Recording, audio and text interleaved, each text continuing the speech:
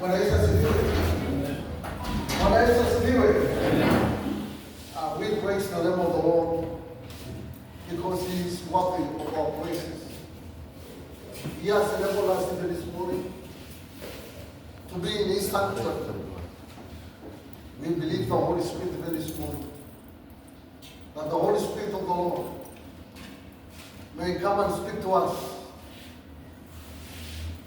Let's release ourselves to the Spirit of the Lord, because He is the one who works in us and able to produce the same thing that God desires out of us.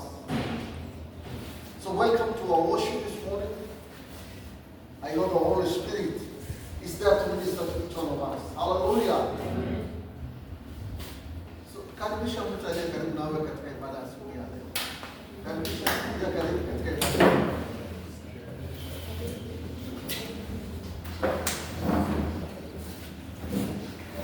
Asante. Ninaamini kwamba Bwana ametuleta kusudi. Asante pia kwa hatua hiyo. Wale ambayo wanaona kwamba ni vyema wasikitwe na wengine ambao watapeleka kama wamechelewa. Friends, we say that this year is the year that we allow the Spirit of the Lord to give us a teachable spirit. Hallelujah. Bwana Yesu atukuze. Roho Mtakatifu atupe roho gani? Ya kufundishika. Teachable spirit. Because that's what God desires. As the children of God, you become somebody's child if you are ready to be guided by that person. Hallelujah. Bwana Yesu atukuze. You know, God is our Father. Right? Huh? God is our Father. But there are two things here that I want us to distinguish between legitimate child and adopted child. Right? Huh? Right? So no. A legitimate child has all rights and privileges.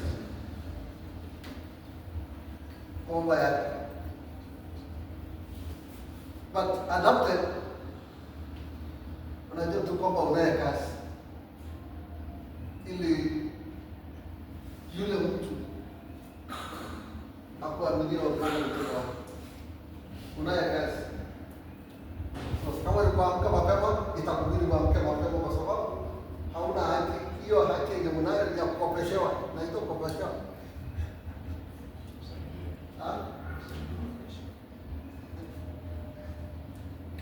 So,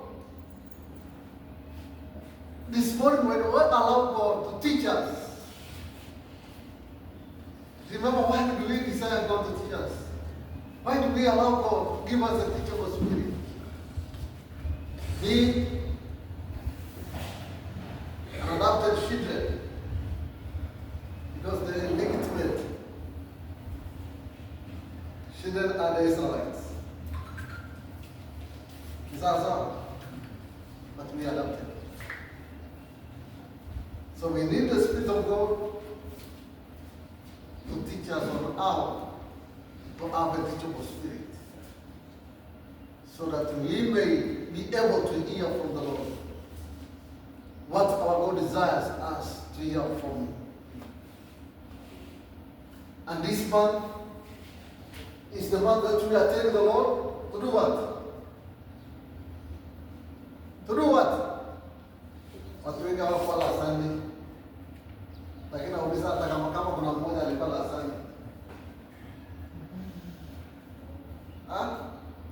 What are we asking of the Lord in this month? To teach us how to worship Him.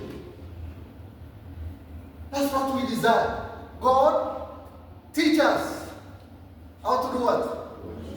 How to worship Him. Because we beside the fact that we have been created to worship the Lord, we need to ask again the Lord, the one who deserves to be worshipped, to teach us truly how to worship Him. Hallelujah. To teach us on how to worship Him. Because we don't know how to worship the Lord. We don't know how to worship the Lord. And we need to come to that realization that if the Lord will not teach us how to worship Him, it will be difficult for us to worship God in spirit and in truth.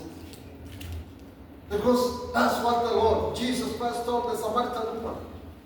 That the time has come. And this is the time that the true worshippers will worship the Lord in spirit and in truth. For such are the people whom God is looking to worship. So that's why we say, Lord, teach us how to worship. Because worshiping the Lord is not easy. Unless the Lord, the one to be worshipped, teach us in what manner, in what ways are we to worship the Lord. So we are going to see one of the stories in the Bible.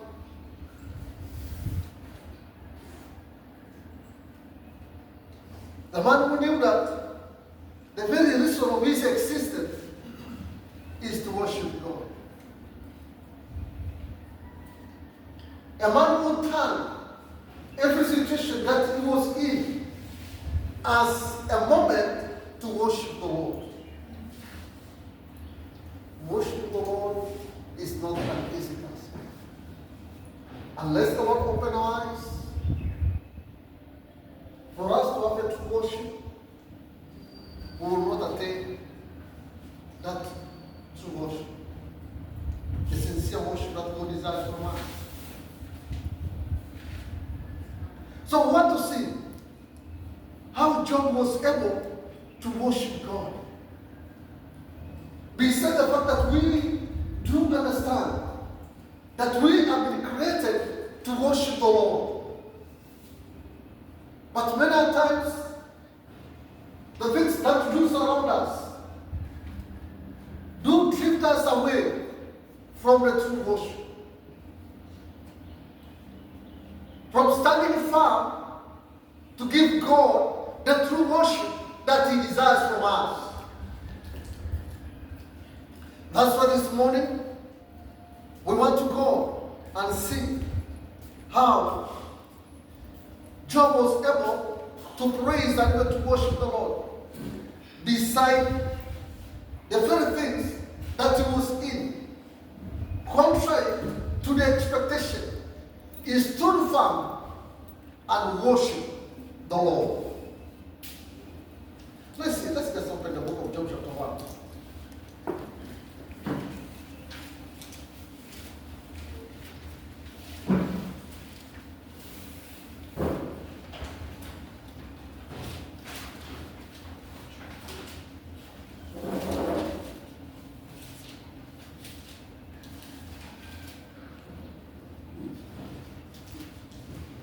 Job chapter 1.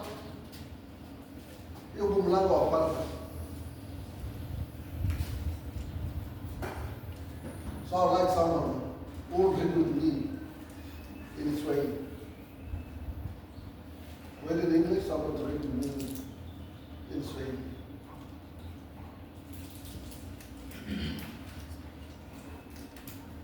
If I see someone who is ready to worship with me, ready to read with me in Swahili. Nani hapo tayari kwa Swahili?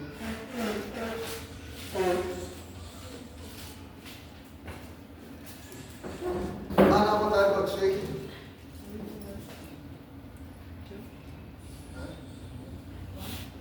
Yes. So we'll be reading together. Okay. In the land of Uz, there lived a man whose name was Job. This man was blameless and upright.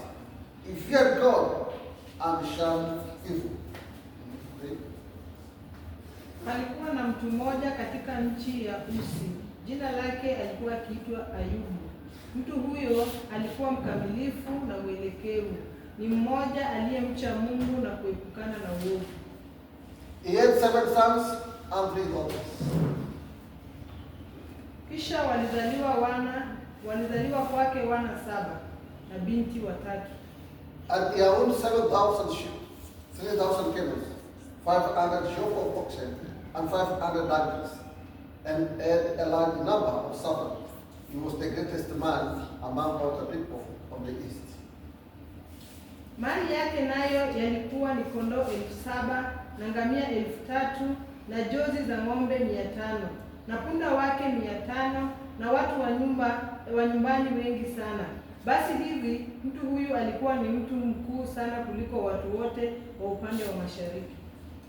His sons used to hold feast in their homes on their birthdays, and they would invite their 3 sisters to eat and drink with them. Nao wanawe huenda na kufanya karamu katika nyumba ya kila mmoja wao wa kila siku yake. Nao wakatuma na kuwaita maungu yao 3 ili waje kula na kunywa pamoja nao. When a period of feasting had run its course, Job would make arrangements for them to be purified. Early in the morning, he would sacrifice a burnt offering for each of them, thinking perhaps my children have sinned and cast God on their hearts, in their hearts. This was Job's regular custom. Basi ilikuwa hapo hizo siku za karamu zao zilipokuwa zimetimia, Ayubu hutuma kwao akawatakasa, kisha akaamka asubuhi na mapema na kusongesha sadaka za kuteketezwa kama hesabu yao wao wote ilivyokuwa. Kwani Ayubu alisema, yumkini kwamba hao wanangu wamefanya dhambi na kumfukuru Mungu mioyoni mwao. Ndivyo alivyofanya Ayubu siku zote. One day the angels came to present themselves before the Lord, and Satan also came with them.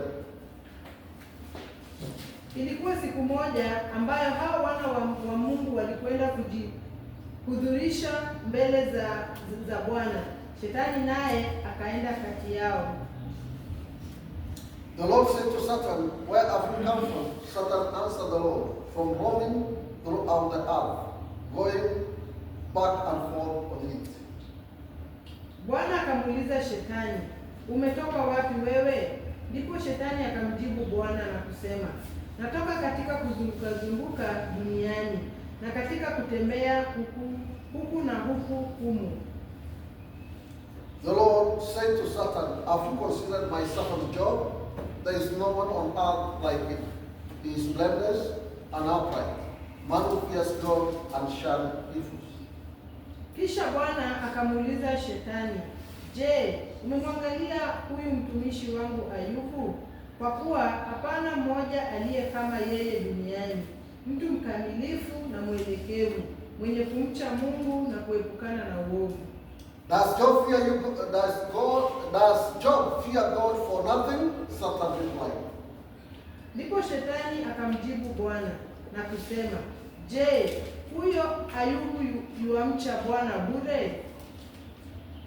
Have you not put edge around him and his household and everything he has?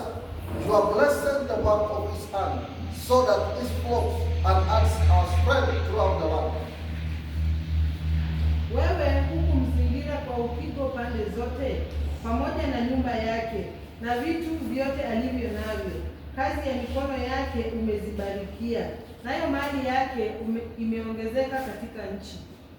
But now stretch out your hand and strike everything he has, and he will surely curse you to your face. Lakini nyosha mkono wako sasa, uyaguze hayo yote aliyo nayo, naye atakufuru mbele za uso wako. The Lord said to Satan, "Very well, then everything he has is in your power, but on the man himself do not lay a finger." Then Satan went out from the presence of the Lord. Bwana akamwambia Shetani, tazama, yote aliyo nayo yamo katika uwezo wako, lakini usinyoshe mkono wako juu yake yeye mwenyewe. Basi Shetani akatoka mbele za uso wa Bwana. One day when Job's sons and daughters were feasting and drinking wine at the oldest brother's house, Ilitukia siku moja hao wanawe na binti zake walipokuwa wakila na kunywa divai katika nyumba ya ndugu yao mkubwa. a messenger came to Job and said, the oxen of plowing and the donkeys were grazing nearby. Mjumbe akamfikiria Ayubu na kumwambia, hao ng'ombe walikuwa wakilima na punda walikuwa wakilisha karibu nao. There's something I want to say because it's 13 minutes, that's all it is reading.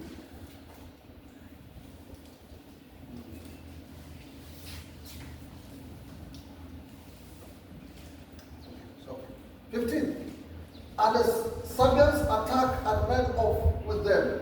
They put the serpent to the sword, and I am the only one who has escaped to tell you. Mara Waseba wakawashambulia, wakawachukua, wakaenda nao. Naam, wamewaua hao watumishi kwa makali ya upanga.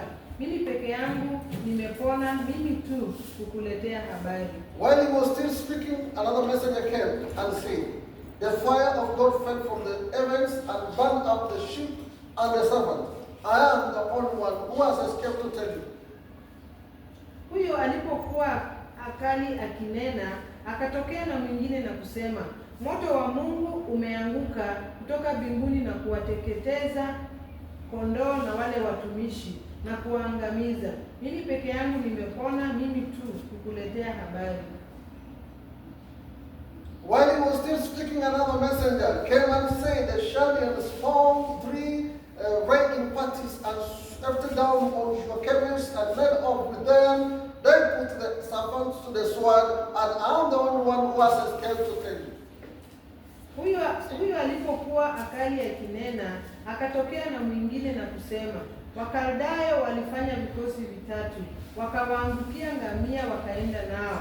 Naam, wamewaua wale watumishi kwa makali ya upanga. Mimi peke yangu nimepona, mimi tu kukuletea habari. While he was still speaking, yet another messenger came and said, your sons and daughters were feasting and drinking wine at the oldest brother's house. Huyo alipokuwa akali akinena, akatokea na mwingine na kusema, wanao na binti zako walikuwa wakila na kunywa divai katika nyumba ya ndugu yao mkubwa. When suddenly a mighty wind swept in from the desert and struck the four corners of the house, it collapsed on them, and they are dead, and I am the only one who has escaped to tell you. Mara, tazama, upepo wenye nguvu ukatoka pande za jangwani, ukaipiga hiyo nyumba pembe zake nne, naye ikawaangukia hao vijana, nao wamekufa, na mimi peke yangu nimepona, mimi tu kukuletea habari. At this, Job got up, tore his robes, and shaved his head. Then he fell to the ground in worship. Ndipo Ayubu akainuka, akalilarua joho lake, kisha akanyoa kichwa chake na kuanguka chini na kusujudia. And said, naked I came from my mother's womb, and naked I will depart. The Lord gave me, the Lord gave, and the Lord has taken away. May the name of the Lord be praised. Akasema, mimi nilitoka tumboni mwa mama yangu nili uchi, nami nitarudi tena huko uchi vile vile. Bwana alitoa na Bwana ametwaa, jina la Bwana na libarikiwe. In all this, Job did not sin by charging God with wrongdoing. Katika mambo haya yote, Ayubu hakufanya dhambi, wala hakumwazia Mungu kwa upumbavu. Bwana Yesu atukuze. In verses 22, in another version, it says that in all this, Job did not sin by blaming God. Neno ambalo tumelisoma nimekusudia tu tulisome yote tusikie matukio, ijapokuwa tunaelewa matukio haya na habari hizi ambazo tunazisoma katika siku ya leo, lakini nataka tuendelee pamoja na Yobu katika yale ambayo aliweza kumpata yeye. Bwana Yesu atukuze. Neno la kwanza linatoa background ya maisha yake, ya kwamba yeye alikuwa anaishi katika nchi ya Usi, na neno likasema kwamba vile alivyokuwa mtu, uhusiano wake aliyokuwa pamoja na Mungu. Ndio tunaambiwa katika mstari wa kwanza, uhusiano wake aliyokuwa ametoka Usi na uhusiano wake pamoja na Mungu. That Job was blameless, he was upright, he feared God, and he shunned what? Evil. In verses 2, we are being told of his family, ya kwamba alikuwa na watoto wangapi? 10. Wavulana wangapi? 7, wasichana 3. Hiyo ndio tunaambiwa. Ya 3, mstari wa 3 inatuambia pia utajiri yake, mali aliyokuwa nayo. Alikuwa na ngamia ngapi? 3,000. Kondoo ngapi? 7,000. Ng'ombe ya kulima 500.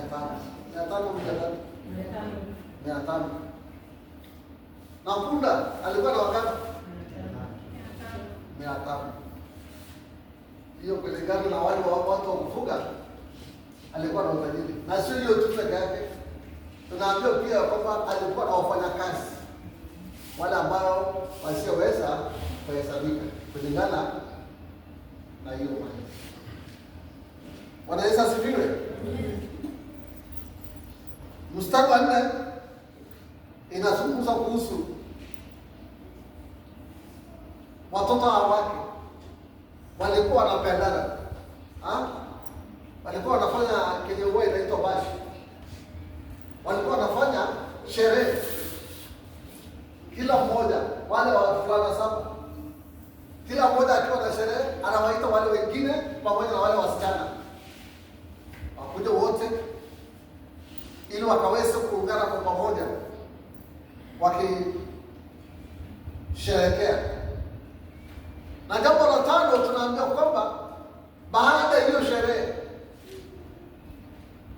Ayubu alikuwa na desturi ya kusimama kwa niaba ya watoto wake, akisema kwamba yamkini wakati walipokuwa katika hiyo sherehe, inaweza kuwa waliasi Mungu au walimdhuru Mungu. Kwa hivyo alikuwa anatoa ibada kwa niaba yao, alikuwa anatubu kwa niaba ya watoto wake, akiomba Mungu rehema ni kwa ajili ya watoto hao.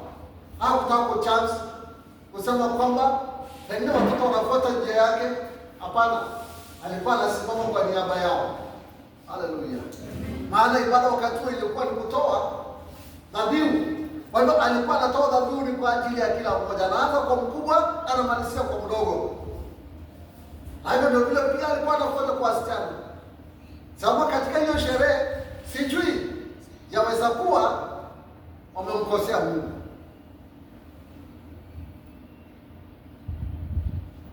Mstari wa 6 tunaambia kuhusu ibada iliyokuwa inatendeka mbinguni ya malaika kuwa mbele za Mungu, na pia shetani akaonekana pia katika hiyo ibada. Kumbe hata naye alienda katika hiyo ibada, lakini kazi anayofanya katika hiyo ibada si kumtukuza Mungu, anaenda washtaki watakatifu. Unaona kazi ndiyo anafanya, si ingine, kwa sababu yeye ibada yake ilikataliwa. Hata akienda huko aabudu, wakati malaika wengine wanaabudu, yeye hiyo alikataliwa. Hakuna ibada inapenda, lakini kuna kazi maalum anayofanya huko. yeye anaitwa mshtaki wa wapendwa, accusers of the brothers, of the brethren. Hapa mjaona hiyo?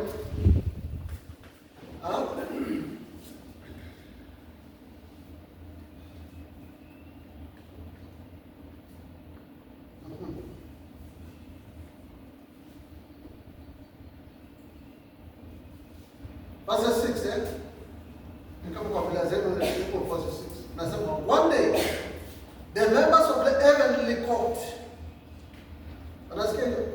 The members of heavenly court came to present themselves before the Lord.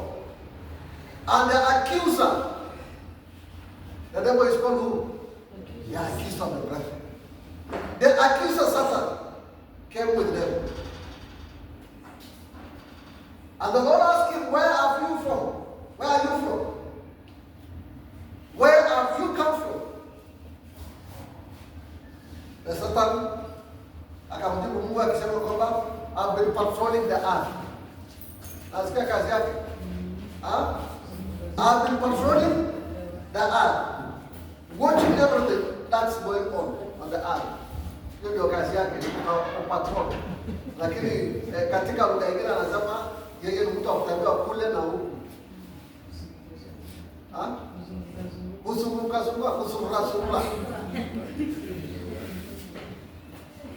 Ndio unapata jina lingine anaitwa mzungukaji. So that's what he does.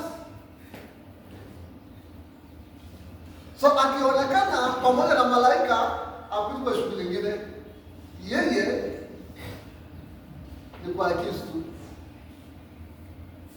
Hiyo ndio kazi anafanya. Wakati malaika wanaabudu, lakini yeye kenye kinajaa kwake ni accusation.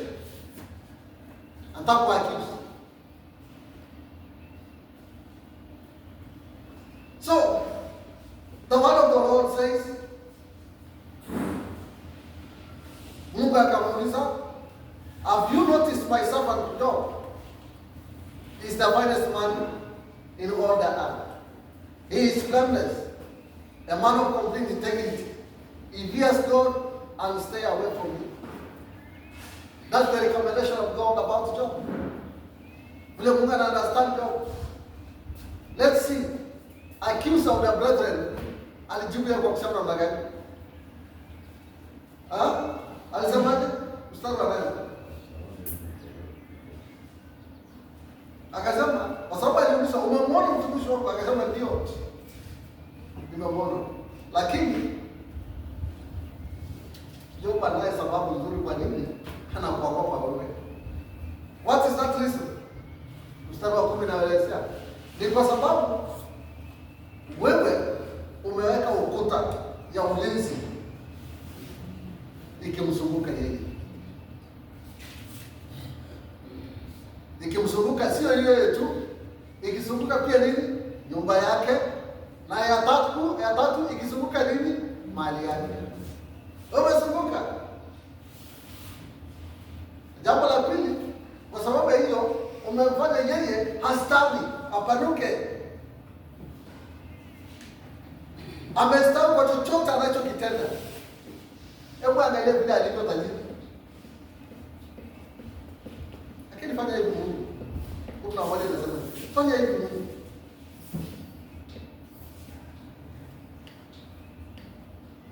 Nyosha mkono yako, ukaondoa mkono yako kwa yeyote ambaye yeye aliye naye. Uone kama ataendelea kukuabudu wewe. Wanaweza tukuze. Asa Swahili, wewe Swahili ni basi 11 ni Swahili.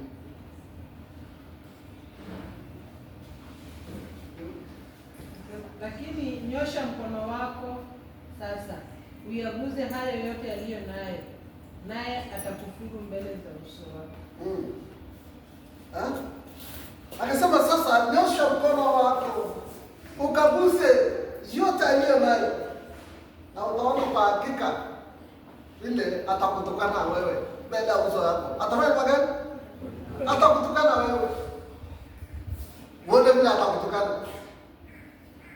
Accuser of the brethren.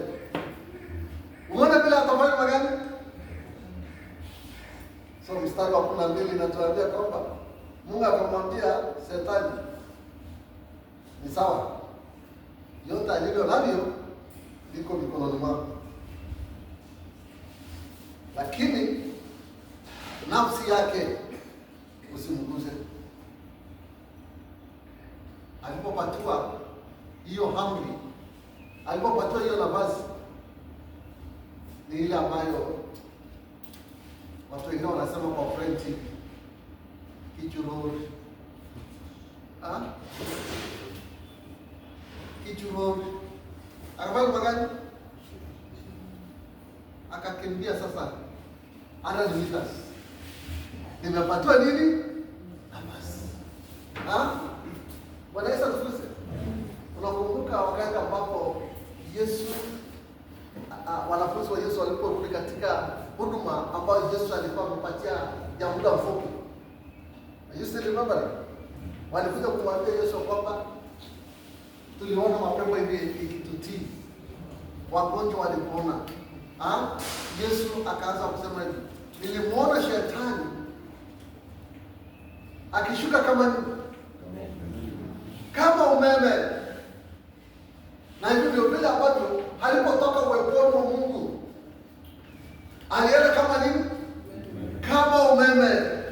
Unaelewa hiyo? Sababu sana kwa Yesu alikimbia hapo. Hiyo ndio alikuwa anangojea.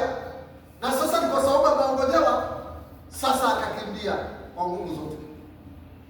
Kafika kule. So alipofika kule, ndio yale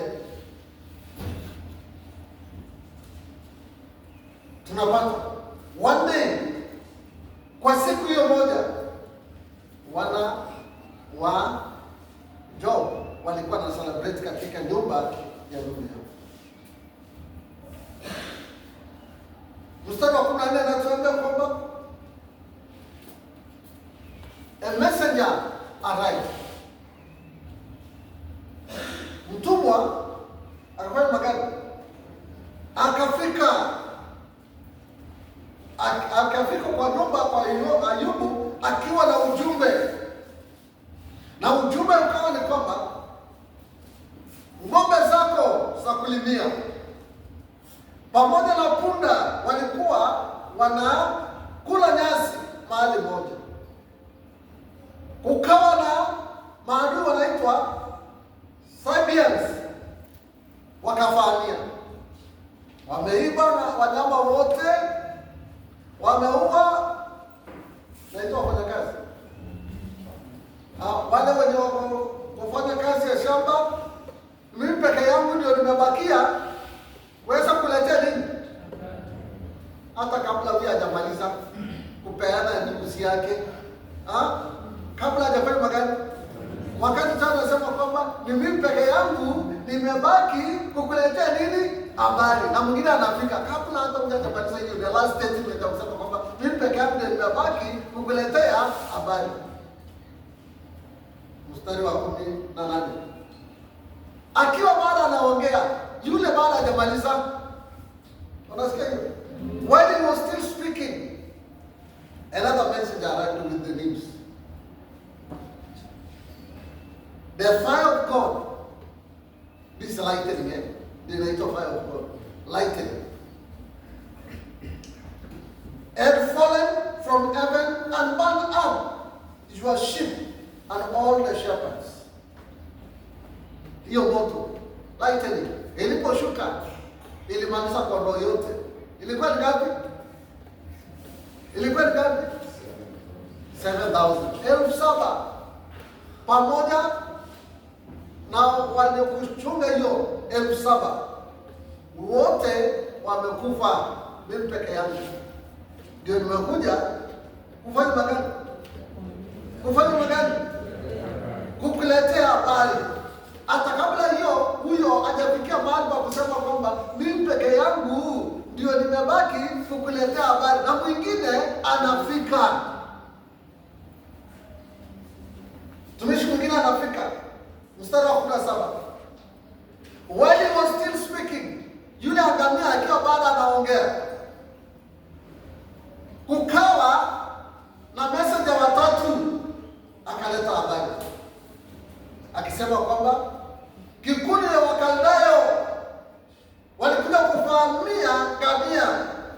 wakavamia ngamia na kuwaua watumishi wote. Ni mimi peke yangu nimebaki kukuletea habari. Kabla hajamaliza hiyo the last statement ya kusema kwamba ni mimi peke yangu ndio nimekuja kukuletea habari, na mwingine anaingia. Sababu inasema while he was still speaking, another message arrived with this message. Your sons and daughters were visiting in their oldest brother's home. Watoto wako, wavulana wako, wana wako na binti zako walikuwa wanasherehekea katika nyumba ya ndugu yao mkubwa. Ghafla upepo yenye nguvu likakuja kutoka mashariki, kutoka desert, kutoka wilderness, ikatoka kule jangwani na ikapiga nyumba katika kona nne yote, na nyumba ikafanya magani, ikaanguka na ikaangukia watoto wako wote. Wamefanya magani? Wamekufa. Mimi peke yangu tu ndio nimebaki. Ili kufanya magani? Usibaki kama huna habari. Ndio peke yangu. Sasa nimekuletea habari. Hakuna hata mmoja wamefanya magani, amebakia. Usiwe na matumaini ya kwamba kuna mwingine ambaye amebakia. Wote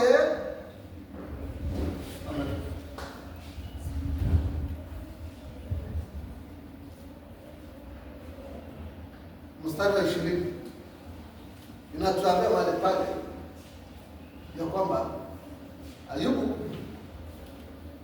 kama alikuwa anakaa akipatiwa habari yote. Najua si mtu mkubwa huwa asimami, si ndio? Mtu mkubwa kazi yake ni kuketi chini, kwa sababu ni mtu mdogo ndiye anatakiwa asimame apeane habari, na kama atasimama kama kuna rika yake hapo akiongea. Lakini mara nyingi mtu mwenye umri huwa anafanya magani, anakaa. Lakini wakati anatembea ni wakati anaenda kutembelea wanyama wake na fimbo yake. Bwana Yesu asifiwe. Nilitembelea rafiki yangu Maasai.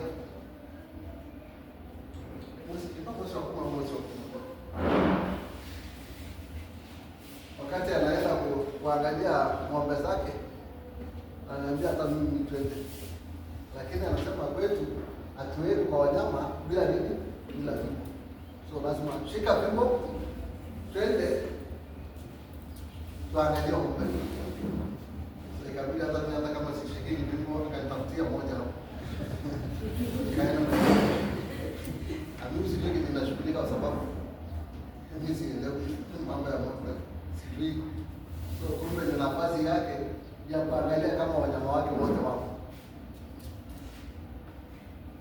Karudi kwa nyumba. So nataka niseme hivi, mtu mkubwa huwa anaketi. So wakati Ayubu anapatiwa hii habari yote, alikuwa anafanya mambo gani? Akikaa. Lakini baada ya yule messenger, Kiswahili unasema messenger, mjumbe wa nne alipopatia habari hiyo, akanyanyua, akasimama katika kiti chake. Jambo la pili alichokitenda, akafanya magani? Akararua mavazi yake. Na jambo la tatu, akanyoa kichwa. Na jambo la nne alilolitenda, akaanguka kifudifudi. Inaitwa kifudifudi. Kiswahili nasema akaanguka chini. Akaanguka chini. Sio kifudifudi. Akaanguka chini. Alichokuwa anatenda wakati alipoanguka chini, si kwa sababu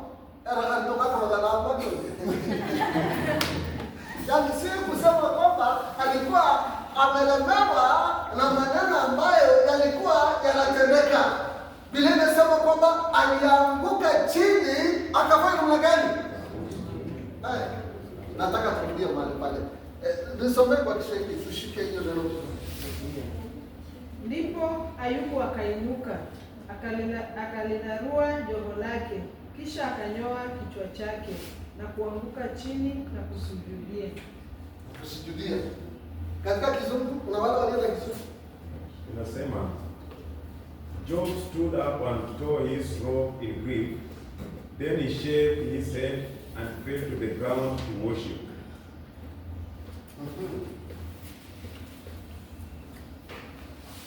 At least Job got up, tore his robes, and shaved his head. Then he fell to the ground in worship. Bwana Yesu asifiwe.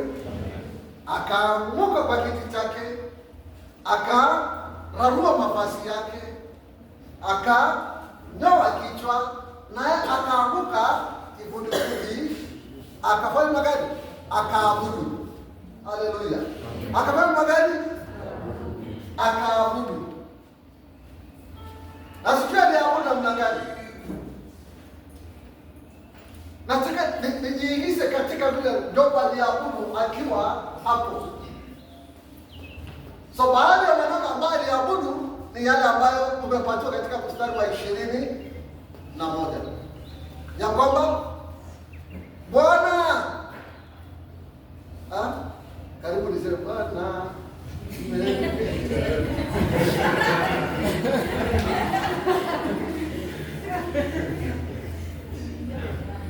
lakini tunaambia kwamba alipokuwa ameanguka kifudifudi aliweza kuabudu Mungu kwa maneno haya, akisema ya kwamba Baba, nilitoka tumboni mwa mama yangu nikiwa uchi.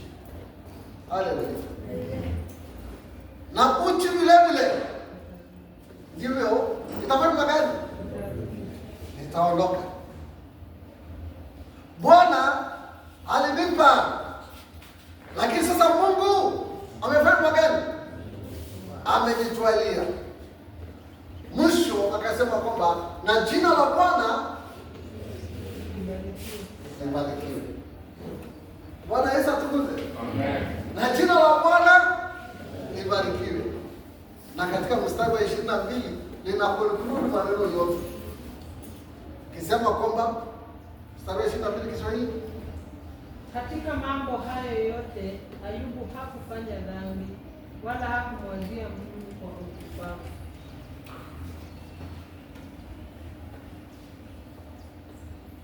In all this, Job did not sin by charging God with wrongdoing. In all this, Job did not sin by blaming God. Katika maneno haya, alipokuwa anaabudu, alipokuwa anatukuza jina la Bwana, alipokuwa analibariki jina la Bwana, hakulitenda dhambi kwa kumlaumu nani? Kwa kumlaumu nani? Nataka nisikie. Kwa kumlaumu nani?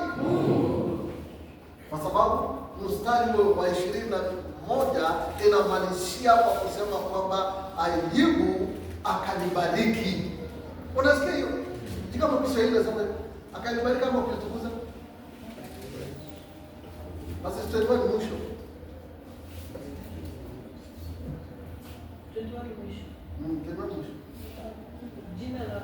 Jina la Bwana na libariki. Akalibariki jina la Bwana. Biblia inasema kwamba akasema kwamba na jina la Bwana na lifanye magari na libarikiwe. Bwana Yesu atukuzwe. Amen. Bwana Yesu asifiwe. Amen. Uliniumba nikuabudu. That's the whole reason. Uliniumba ni kuabudu. So niwe na vitu ama nisiwe na vitu, uliniumba ni kuabudu. Lakini hata hivyo kanisa, ni vyema Mungu atufundishe namna ya kumwabudu. Maana ukiona haya ambayo Ayubu aliyapitia. Huwezi katika hali ya kawaida uone mtu akiamuka na kusema kwamba jina la Bwana libarikiwe. Haleluya. Bwana Yesu atukuzwe. Na si maneno ambayo ilitukia wakati tofauti, ni mara moja. Maneno yote yanakutendekea. Mtu anaongea, watu wanaongea, hata marafiki wa Job waliongea, wakasema inaonekana wewe umetenda na Mungu. Ndio maana mambo haya yanakupa. Mke wa Job alichoka. Kama mwanadamu yote utachoka. Kuosha kila wakati mtu mgonjwa, mtu wa vidonda, kuosha kila siku, kwa sababu hawezi kutembea. Kumbeba kwenda msalani, alichoka. Anasema, my friend, do this.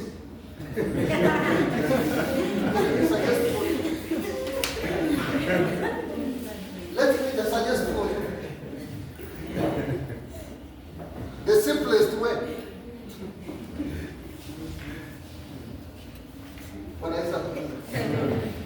Najua sijui kama inaitwa siri ya madaktari ama inaitwa nini, lakini madaktari hawapa hapa. Kama kuna daktari hapa, wacha niongee na hii malamu.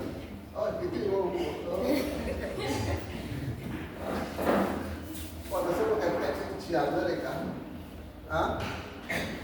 hizi magonjwa kama kansa, badala ya mtu kutumia pesa mingi kwa mambo ya hospitali, wanga wanapatia mtu option. Option kusema kwamba uendelee na maumivu ama tukusaidie maumivu ipungue.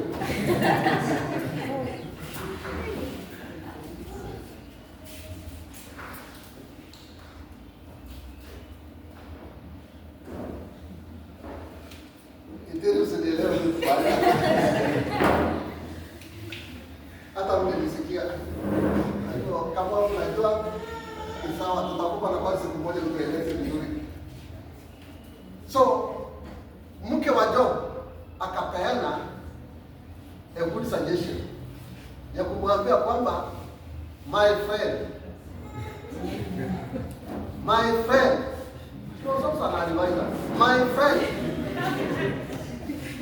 badala ya kuendelea na hali hii, badala ya kuchekelewa na hali hii, this is the simplest way ya kuweza kushinda hii maneno hii. Kufuru tu Mungu peke yake. Amen. Bwana Yesu atukuzwe.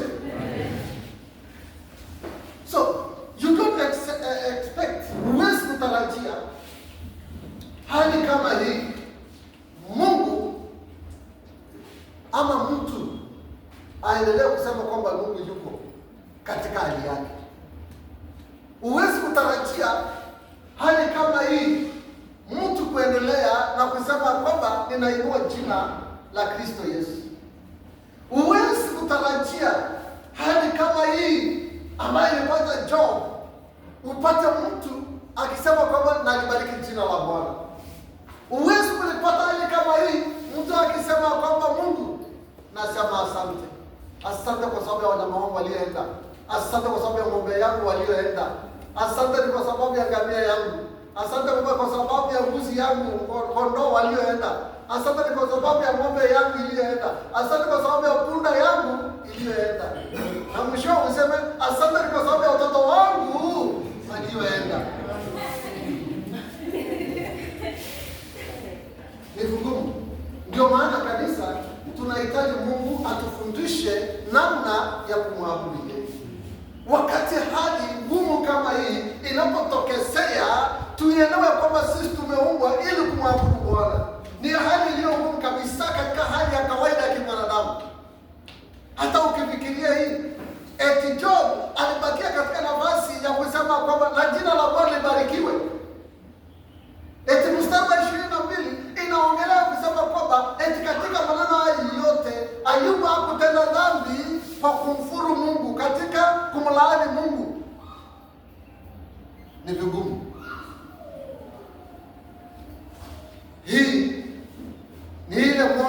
ambayo limejipeana kwa Mungu na kumwambia Mungu ya kwamba nifundishe namna ya kuabudu hata katika ugumu. Na hiyo ndio kile ambacho Mungu anayetamania kwa ajili ya kanisa lake hata asubuhi ya leo, ya kwamba sisi tumeumbwa ili tumwabudu Bwana.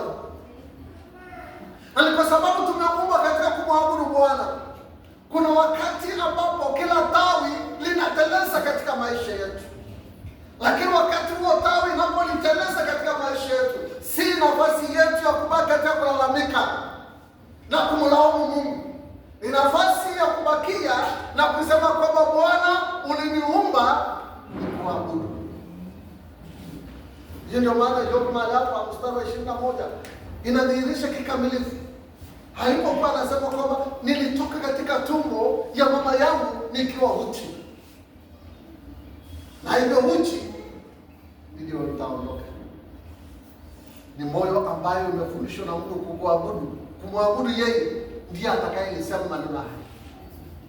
Haleluya. Bwana Yesu atukuze.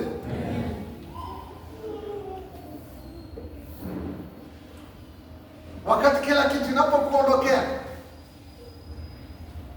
ubakie useme kwamba Yesu ni Bwana. Hata ng'ombe zikiisha namna gani, Yesu ni Bwana.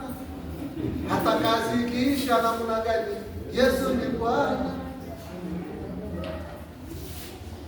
Tunahitaji Bwana atufundishe kumwabudu yeye hata wakati wa ugumu katika maisha. Na sio hiyo tu peke yake, wakati unapoondokewa na wale tunaowapenda, je, bado tunasema Yesu ni Bwana? Wakati huo tunaanza kuongea kila kitu. Na si tu mmoja peke yake ndiye aliondokewa na Yobu.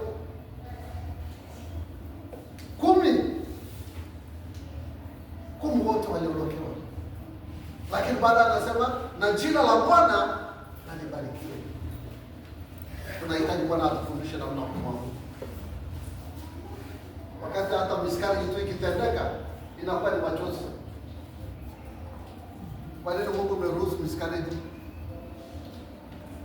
Lakini hapa ni 10 inaondoka mara moja. Jina la Bwana na libarikiwe.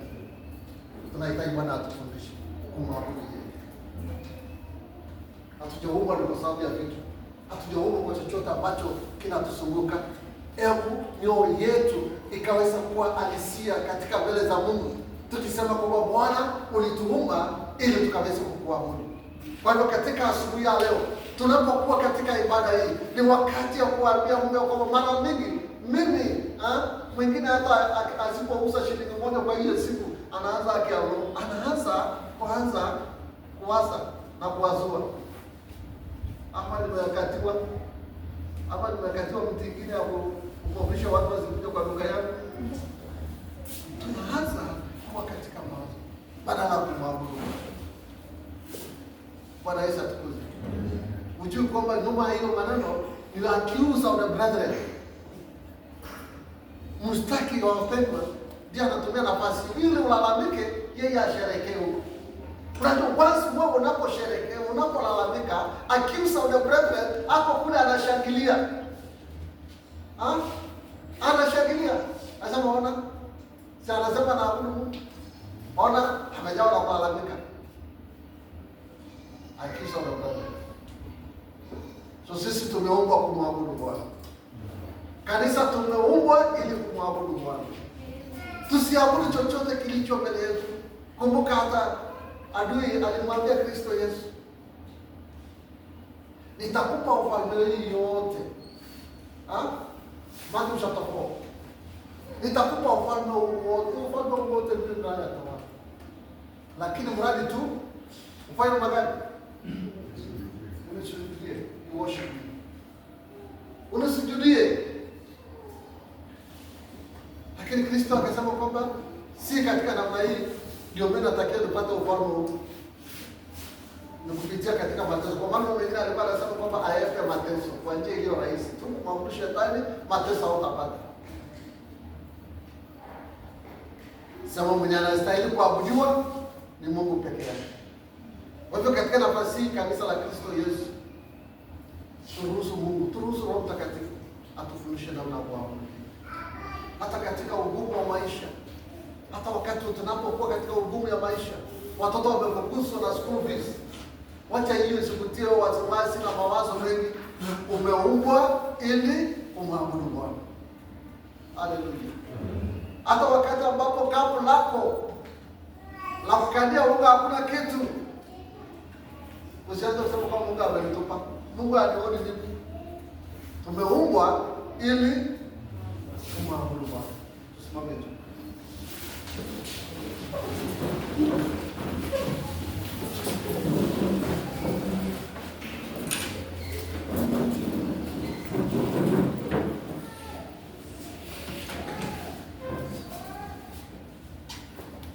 Asante Yesu. Asante Yesu kwa neema yako. Inaweza kuwa hata wakati unapozungumza juu ya kujaribiwa kwa aibu, labda hata na wewe kuna hali iliyo ngumu, kuna hali imekufinya ambayo inakupa kutokuwa hata na usingizi. Inaweza kuwa maumivu katika mwili wako, inaweza kuwa ukosefu ya kitu, lakini badilisha hali hiyo. Bwana anataka tubadilishe hali hiyo, iwe ni hali ya kumwona yeye katikati ya moto, tukaweza kumwabudu yeye, tukaweza kulinua jina lake, vile ambavyo Yobu, licha kwamba yote iliweza kumwondokea, lakini alibakia na Mungu. Ndio maana aliyararua mavazi yake. Kurarua mavazi yake inamaanisha unyenyekevu mbele za Mungu, ni kumwambia Bwana, mimi si kitu. Alikuwa anajipeana mikononi mwa Bwana. Na ndio ombi langu hata katika asubuhi ya leo, unapokuwa na moyo wa kuabudu, ni kujipeana mbele za Mungu.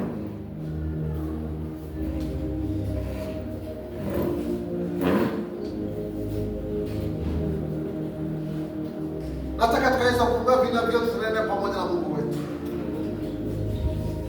Hebu abudu Bwana hata katikati ya haya ambayo unayopitia, ugumu unayopitia. Tumwabudu Bwana katikati ya machungu tunayopitia. Tumwabudu Bwana katika yale ambayo hatuyapati majibu katika moyo wetu. Tumwabudu Bwana katika hayo. Tumeomba ile tumwabudu Bwana. Siku yaangalia yale ambayo sisi tunayopitia. Tunahitajika tukaweza kumwabudu yeye. Tunaliinua jina lako Kristo Yesu. Asante kwa sababu ya fursa ambayo umetupatia Bwana kunisikiza na hata na Bwana. Bwana wewe ukatukuke Bwana na mioyo yetu. Baba naomba ukatufundishe namna ya kuabudu. Tukiwa na mara mingi Bwana tunalemewa na hali ambayo tunasipitia. Kiasi ya kwamba tunakufuru wewe, tunakukataa wewe, tunakuwa na shaka na wewe katika mioyo yetu. Hata inafikia wakati ambapo tunakata tamaa na wewe. Lakini Kristo Yesu katika nafasi, naomba Kristo Yesu kama ukatusaidie. Tukiwa kanisa lako tusaidie. Baba, achilia neema yako juu ya watu wako katika asubuhi ya leo. Achilia uwezo wako juu yetu Lord Jehova. Bwana, katika next moment katika maisha yetu, tukaweza kukuabudu wewe. Katika wakati ambapo hawafai kwetu kukuabudu, Bwana tujawe na ibada na kukuabudu. Wakati ambapo Bwana ni wakati ambapo hatukuoni wewe, wacha watu kupata wewe katika patakatifu pako, pitia Bwana kukuabudu wewe. Na ninaona kulibariki jina lako. Ni kwa sababu wewe ni Mungu aliye hai. Tusaidie Bwana tukuishie. Tusaidie Bwana tukuishie. Tusaidie Bwana tukuishie wewe peke yako. Ninaliinua jina lako ni kwa sababu wewe. Asante Mfalme wa wafalme. Shuka Bwana ukajidhihirishe ndani ya watoto wako. Shuka Bwana ukatamalaki maisha yetu. Pokea sifa, heshima na Baba, ni kwa sababu wewe ni Mungu uwezo wa Mungu. Tunaomba utawala wa Roho wako ndani ya mioyo yetu. Asante Kristo Yesu. Pokea heshima zote na ibada, ni kwa sababu wewe ni Mungu wa Mungu. Kupitia jina la Kristo Yesu tunaomba tukishukuru.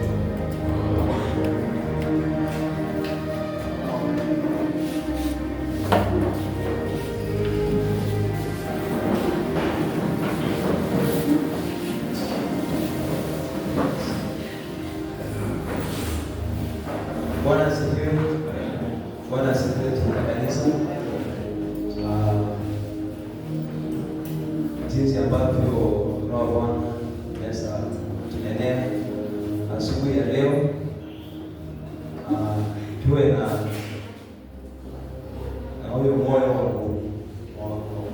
Bwana, tunamshukuru Mungu kwa hali yote ambayo tunapitia. Bwana asifiwe. Na Mungu anaenda kutuongoza, anaenda kutubariki. Bwana asifiwe. So we want to appreciate our daddy. By this time tunaenda kumnunulia soda. Bwana asifiwe. Kumnunulia nini? Soda. Kwa sababu kama pastor wetu ananyama soda yako.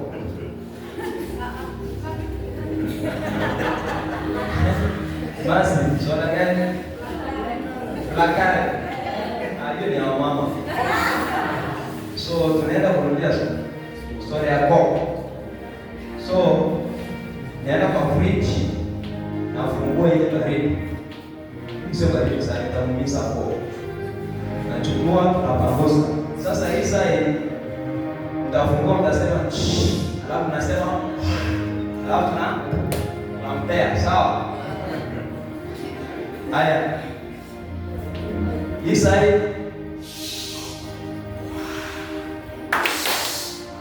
tukipoi lakini tukisema tunampea sawa. Aha. Haya mpe. Asante sana. Wacha Mungu aendelee kukupa nguvu, kuendelee kubariki. Bwana asifiwe. Hayo sisi wote tumeelewa. Hujatoka hapa bure. Shika kitu ambayo umeyapokea na uendelee kuomba Mungu aendelee kutupa hiyo, aendelee kutufunza jinsi ya kumwabudu. Bwana asifiwe. Na mambo yatakuwa shwari barabara kabisa. So kwa wakati huu ni wakati wa matoleo. Unaweza shika sadaka yako kwa mkono.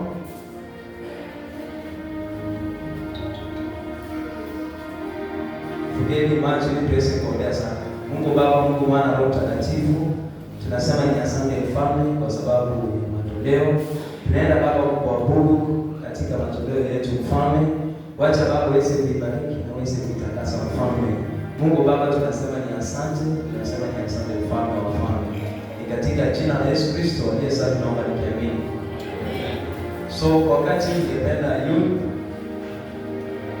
tukuje mbele napotoa sadaka naweza kutumikia kwaya. Mpate chama nyuma. Na so karibuni.